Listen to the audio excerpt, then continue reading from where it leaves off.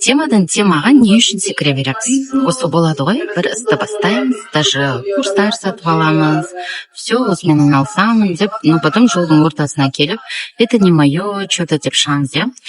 Сіздер менің видеоларымды да көріп, наверное, ойлайтын шығарсыздар. Вот күшті камераға сөйлей алады, монтаж жасай алады, вот нашла свое дело деген сияқты. Но бірақ шынымен де вы не представляете, через что я прошла, Дима.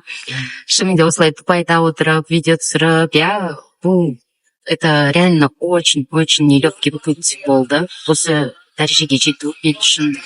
И мен әлі өз-өзімді табу жолындамын. Мен 100% өз ісімді таптым дей алмаймын. Себебі кейде болады моменттер. Бәрін өшіріп тастай салғым келеді. Прям бәрін тастай салғым келеді. Бірақ қарасам, біреу лайк басады, бір адам парақшаға жазылады, біреу бір нәрсе сұрайды, потом ақылым қосылады деп ше, и оказывается, людям нравится то, что я делаю. Мен пайда келіп жатыр екенмін деген ой келеді. И қайтадан вспоминаю, откуда пришла, мақсатым қандай болды.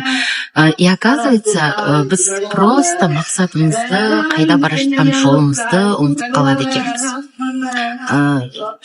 Вы представляете, иә? И скорее всего, сіздерде де солайша, сол бастаған ісімізді не үшін бастадық? Қайда бара жатқан едік? Жолымызды ұмытып қаламыз. Поэтому сіздерге айтарым, әрқашан еске түсіріп тұрыңыздар. Мақсатты ғана емес, яғни осы жерге дейін жасаған еңбегіңізді, кетірген уақытыңызды еске түсіріңіз.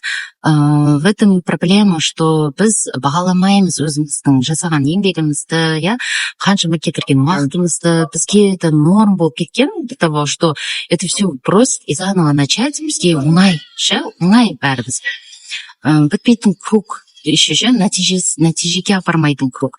Айтарым осы сіздерге парақшамда пайдалы зат өте көп. Описанияда телеграм-каналым бар, тоже қарап шығыңыздар, каналыма жазылып кетіңіздер. Бәрін сіздермен жалпы актуальный темада бөлісіп отырамын.